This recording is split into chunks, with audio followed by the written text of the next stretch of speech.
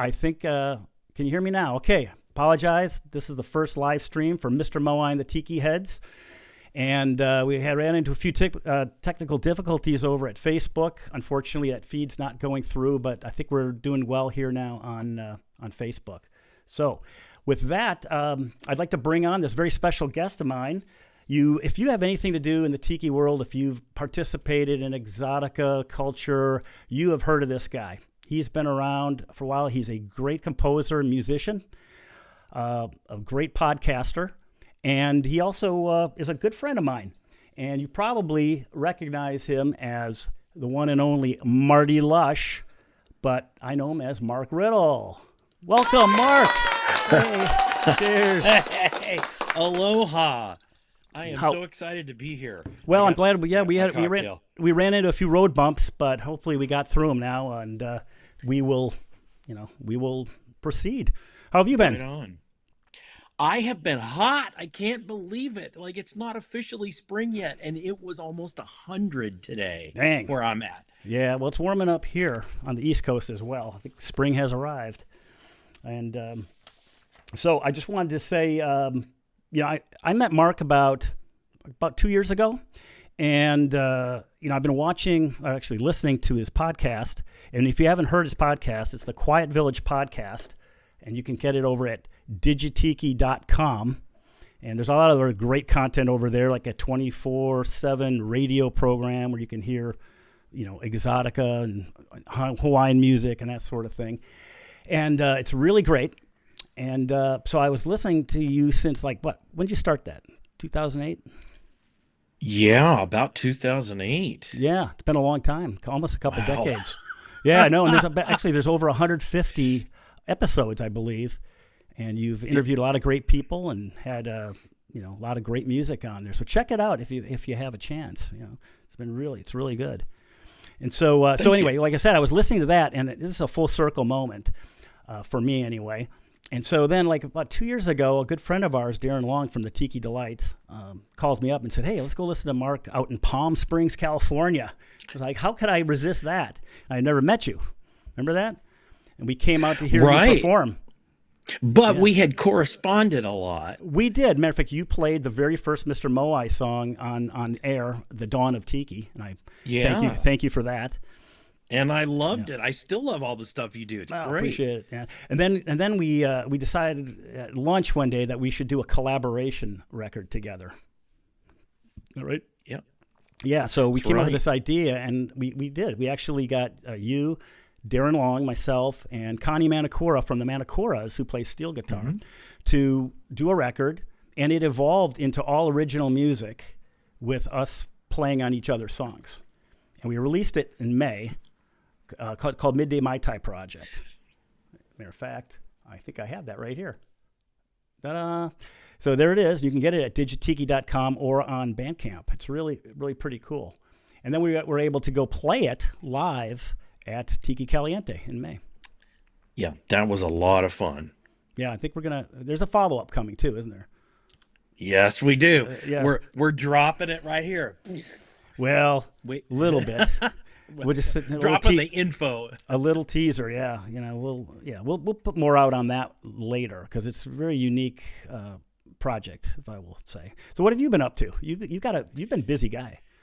I've got a new album coming out, the follow-up to my Lahaina Sunset, which is very different because Lahaina Sunset, if any of you have that one, it's very slow and dreamy, and this other one isn't. It's like you've woken up now, or you've woken up in a nightmare, because it's going to be called Dark Rituals. Yes. And it's a lot more rhythmic.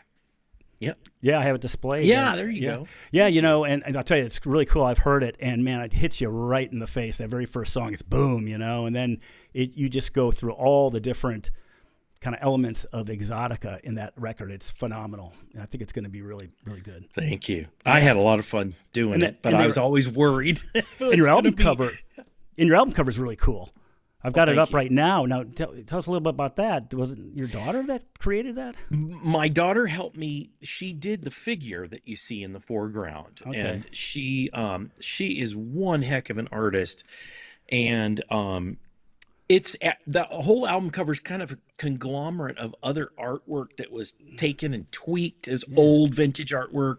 Some of it was filled in, so it's kind of a Frankenstein cover. But it came out really good. The more I did it, the more I was like, yeah, I want to do that. I want to tweak that. And I was really surprised the way the cover came out. So yeah, you just got to CLD 170 says, I dig the cover. It's a good one. Yeah, I do too. Yeah, and you've also been working with Jason Lee of Jason Lee and the Riptides, right? Yes, we have a little tiki goth group duo. Actually, now it's a trio because we've got the percussionist from the Ghastly Ones, Dave Klein, who's joined us. And we're actually doing a full album. We did an EP for Tamboo Records. And that sold out really quick, so we're doing a full record. So if you like 80s goth John Carpenter soundtracks, it's unique. Yeah, I heard you guys play. It's odd. I heard you play at Tiki Caliente. It was interesting, but it was good. It was good. It was really cool. Very cool stuff. Yeah, we play with black lights everywhere. Yeah, well, like my room, I got black lights all over the place right now. I love that. Yeah. So hey, let me ask you. So I sent you the EP because we're here to talk about Echoes of Exotica briefly for the next 20 minutes or so. And have you had a chance to listen to it? What you think? I have. I love it, and I want to tell everybody, go check it out. And I'm not just saying that because you're a good buddy, but it's very, very good. And I love the idea that you took classic guys and kind of paid homage to them, and it's a lot of fun. Mm-hmm. Yeah. That's what. Well, that was the idea. I started with the idea of just doing a cover song, which I don't typically do covers. I like to do original music. And but I was kind of wanting to get something out, and I thought a cover would be kind of an easy way to get something going pretty quick. And then one idea or one song turned into, well, I can't decide on who to do. So okay, let me do 3. Let me do 4. I figured, okay, 4 would be good. So I picked the 4. What I would consider the masters of Exotica, and there's many more. Well, that was my question. I was gonna how did you come up with the selections that you picked? Because you got some good ones. Well, I'm no expert on Exotica by any means. Kind of a newbie in the whole genre, but I just picked people that I liked, number one, and then some of was based on reputation, just knowing that these were big names, And so I also didn't want to do the typical covers that you see, like, how many times has Quiet Village been covered, right? So right. I went a little deeper into the catalogs. Like, for example, the very first song you'll hear on the record is Martinique by Martin Denny. I think that's off his 1959 Quiet Village album. And I don't know if that's been covered before or not, but, I did it. And the one thing I did a little different to add a little Moai spice to it is I added a guitar solo on it with a classical guitar. And you don't usually hear a guitar, in Exotica. But that was the way I might put my mark on it. And at the time I was playing around with some gypsy jazz licks, trying to learn a little bit of that style. And I tried it, and I think it fit perfectly. It was just really, really cool. So I'm excited for people to hear that and hear the little take on it with the little guitar solo. And the other thing that was really neat is I would hear all the time in Exotica this unusual sound, and I couldn't figure out what it was for the longest time. It was kind of like a whip, or a crack. And then finally I figured out, I can't remember how, but it's a donkey jawbone. And I don't know if people realize that. Exotica, like Martin Denny, would have his pilot friends from the war fly instruments, or they would pick up instruments all over the world and bring them to him and use them in the band. And I don't know if Donkey Jaw was one of them, but obviously they use a lot of world instruments, which is basically, it's instruments from nature, And the donkey jawbone has the teeth still in the jawbone, they rattle. So when they whack it, there's a little bit of a rattle. Kind of sounds something like this. You hear that? Okay. And so you add a little reverb on it, it gets real Exotica. So Mark was telling me that he's got a donkey jawbone. I said, "Really?" I should have had it with me. It's in the other room. I should go get it. I'm sorry. That would have been cool. I didn't even think of that. But anyway, what's cool about it is, so Mark did it, and then you used it on some album, right? The Lays of Jazz 2 with Lyman. Great album, very jazzy. It's a really cool album, and so Mark said, "Well, I'll send you the wave files because he sampled them, because it broke. I think so. He sampled it broke in the middle of the session, right? So he's got samples of it, which are wave files, and so I put those on 2 of my songs. So you actually play on 2 of my songs in a weird way. And speaking of which, Mark also played vibraphone on 2 Mr. Moai songs, Tahitian Twilight, along with Connie Manakura, who plays steel guitar, and one of my favorites, Senior Moai, which we got to perform, which was amazing. It's really cool when you're a studio musician and you don't really play out live. When you get to a chance to play one of your songs live with a band, it's really, really cool. It comes alive, no pun intended. But so that was Martinique, and then the next song, artist I picked was Robert Drasnin. Now you met Robert Drasnin, didn't you? I worked with Robert Drasnin a little bit. Yeah. Oh, cool. Very nice guy. Yeah. And yeah, so Robert Drasnin, if you haven't heard Robert Drasnin, you need to, but you probably have heard him and didn't know it, because one thing he's known for is he was working in the film and TV industry and did soundtracks for a lot of shows. Some of my childhood favorites, like Lost in Space was one of them, I believe. And Hawaii Five-0. It doesn't get more tiki than that, does it? Yeah, Wild Wild West. Wild Wild West. He didn't do the theme songs, but he did the incidental music. Because what they would usually do is they'd hire a really big name to do the theme song, and then he'd go away, and they'd hire other guys to do the incidental music. Oh, and of course the Twilight Zone. Twilight Zone. Who can forget the Twilight Zone, a classic? So anyway, out of his song, I decided to play Paradise, which is just a really cool, easygoing song. And the one thing I did that was a little different that I thought was added a lot to it was, not that I can make it better. I mean, I'm not trying to do that. You know what I'm saying? I'm just trying to put my spin on it.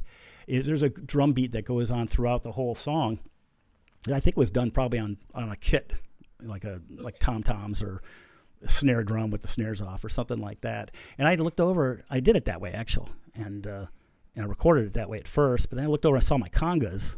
I said, you know what, I'm going to try those, but I'm going to use mallets on the conga. So I got this nice, soft, kind of punchy tone out of them, which I think it sounds really cool on the song. So I also added waves crashing. Very cool. You're on the beach drinking a Mai Tai. Ambient effects. I love it. Yeah, you got to do it once in a while. Try not to overdo it, though, right? Right. Now, the third song I did, the cover, was Pool of Love by Les Baxter. And Les Baxter, as you know, well, some would consider him the father of Exotica, with Ritual of the Savage, probably being the first real Exotica album. Some would say, maybe. I don't know. Again, I'm no expert. That's what I read. That's what Wikipedia says. I'm just kidding. But anyway, Pool of Love, another one. It's a very short song, but it's very orchestrated, because that's how he did his music typically, was with an orchestra versus a lounge band. Yeah. And so I kind of reproduced the orchestra with a piano. Well, that's what Denny did. He took Les Baxter's arrangements and he had to pare them down for a little quartet. So exactly, yeah. You're in good company. That's a good song. I can't wait for you to hear that one. That one's pretty close to the original. I didn't really take a lot of liberty with that one, except for just using the instruments that I would use, and of course my playing style, which is not going to be like hers at all. That's going to give it the Moai touch. And then the last guy, who could forget Arthur Lyman, vibraphonist. He was in Denny's band originally, and then went off on his own. And I believe that's kind of how you got started into playing the vibraphone. Isn't that correct? By listening to your parents' Arthur Lyman records. At five, I found Bahia LP that my mom had, and I loved that record. Yeah, that's a good one. I took the Bamboo Tamboo off of Yellowbird, and decided to redo that one. Because I like the name. Bamboo Tamboo is kind of a cool name. But it was a really interesting album. It had all this stereo imaging in it, and it starts off kind of slow and then picks up into kind of a jam, and then it goes out. And but I took a little liberty with that one, and I did a vibraphone solo on it. I don't play vibraphone. Okay, I'll admit it. I use a vibraphone on keyboard, but I can only afford so many musical instruments. If I bought a xylophone, which what other things like they start probably around $3,000 at least, my wife would kill me. Oh, well, you mean a marimba? Those things are huge. They're bigger than vibraphones. Well, yeah, the marimbas too. Yeah, you'll hear a little And they marimba are- on Martinique actually. Yeah, Yeah, I love that sound. it's cool. Yes, that's very tropical sound. The marimba. Mhm. It sounds like almost like bamboo, banging bamboo sticks together. Yeah. Or something. I don't know, but kind of more of a woody sound. But bamboo tamboo. That's one where I actually, as I said, the band members used to make the bird calls and stuff. I usually use little recorded sample or recorded birds and monkeys and that sort of thing. But on this one, I actually attempted bird calls. So please, what can you say? I think they sound okay. In the first part, and then the second part. Well, we'll talk about that later. So those were the guys that I picked, to be the Exotica greats that I'm paying homage to. Good company. Yeah, I think so. And then my final song, I hope everybody's going to like it, is an original that I wrote called Echoes of Exotica. Yeah. And that's kind of... I love that tune. You did an excellent job on that one. It's really good. Thank you. Well, the title is appropriate because I'm kind of echoing, what these guys have given to me, and I'm just basically saying thanks, back to them. That's kind of corny, but yeah, it's in the title. And I wasn't trying to be those guys. No one could compare to them, but I'm doing just my own thing. And I took a bamboo tamboo approach where I start off with a slow lounge band kind of jazzy thing, and then kind of halfway through the congas kick in, and it goes a little faster in full jungle mode with birds and monkeys and a cool little xylophone solo, or xylophone, excuse me, a vibraphone solo. Yeah, I think that one turned out pretty good. Yeah. Right on. Yeah, man. So again, I hope everybody will join us over at Bandcamp for the listening party. We can listen to it straight through. It's not supposed to come out till tomorrow, but I released it early on Bandcamp, so it's available for purchase if anybody wants to buy it or download it. Tomorrow it'll be available for streaming on all the services, and you could, if you've got Apple, you could download it from Apple as well, or Amazon, or whatever services offer downloads as well. Somebody asked, what song are you most excited about? From the EP. Oh yeah, there we go. That's did I bring it there? Yeah, Flow and Snow. Yeah, what song am I most excited about? That's tough. I like a lot of them. I like them all, but I probably have to say my original. I just like the way it turns out. It just is amazing me sometimes when I finish a song and you finish mixing everything, you get back and listen and go, did I do that? Oh, man, that's pretty cool, But I also like, as far as the classics, I like Martinique a lot. Probably because of the guitar solo in there. Plus, I think it turned out really well. But yeah, thanks for asking. Yeah. And so I hope you join us at what do we got, about 10 more minutes? 10 minutes.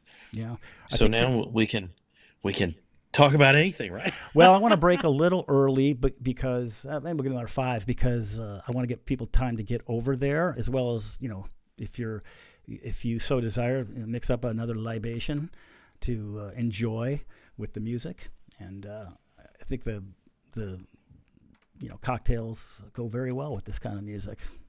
I agree. Yeah. I know. Mine's actually getting low. Oh, yeah. Do you like my Moai mug? I love that. Yeah. My kids gave that to me. What great kids. Huh? Very cool. Yeah. So we may do this again. We'll see how it works out. If I can figure out what happened. Do you want to mention? Go ahead. Do you want to mention a little bit of the upcoming project? Sure. Yeah. I'm okay with it. Midday Mai Tais, I have to say, I was blown away by it because we all came together and we all wrote songs, and if you don't have it, for the listeners out there, it really sounds like one mind writing all these songs. Mm-hmm. And we're all in different parts of the country, so we brought up together, we played on each other's stuff remotely, but all the songs really do sound really cohesive. It's a day at the beach song. Oh, it really is. Album. Yeah. I wouldn't really say it's Exotica. I wouldn't call it Exotica. No, not in the classic sense. Right. It's more Hawaiian beachy kind Yeah. of, Yeah, there's definitely a but it's Hawaiian definitely vibe that runs through it. definitely. Yeah. So we kind of had the idea of doing another one, only this time we're going to bring it out. Shall I just say it? We're going to bring it out as Why not? it's going to be a Christmas record. It's Yeah. going to be basically Christmas at the beach Mm-hmm. with the Midday Mai Tais. And there's not a lot of Exotica and Hawaiian Christmas. There's a few Hawaiian Christmas records from back in the day, but not a lot. And Yeah, and certainly those not. and those play the classic Christmas songs, probably. Right, most and of that's the the time. twist. We're not. We're going to do original tunes that have that Christmassy kind of sound, but are very Hawaiian and beachy. Yeah. So Yeah. you'll be able to play it at your parties Yeah. and not hear Silent Night like 40 different versions of Right, Silent right. Night. Yeah, well, we're working on it. We'll see how far we get in the next couple months, because we've got a little deadline, so We do. We're working feverishly. In fact, I was working on it today. yeah, I think it's going to be a lot of fun. That's going to be a good one. Yeah, All right. it's going to be a blast. Well, listen, I apologize once again to the audience. If anybody came over here from Facebook to YouTube, I really apologize. Everything was set up, and I clicked on the thing, and all of a sudden I get this message that unable to connect to Facebook, and technical difficulties, and just wasn't enough time to troubleshoot it. It worked fine before. So good old technology. But we got it going on YouTube, and I might just stick with the YouTube from now on. It seems to work better. But thank you for everybody for coming out and listening to this. Listen to us ramble on for 25 minutes or so talking about whatever. And I hope you come over to Bandcamp. Again, it's mrmoai.bandcamp.com/merch/Echoes of Exotica Listening Party with dashes in between all those, if you can remember that. Just click on the link. It's a lot easier. Right? All right, so I'm going to sign off here and head over to Bandcamp, make sure that's all going well, and go top off Mr. Moai here. And I want to thank everybody once again, and keep on tikiing. Okay. Bye.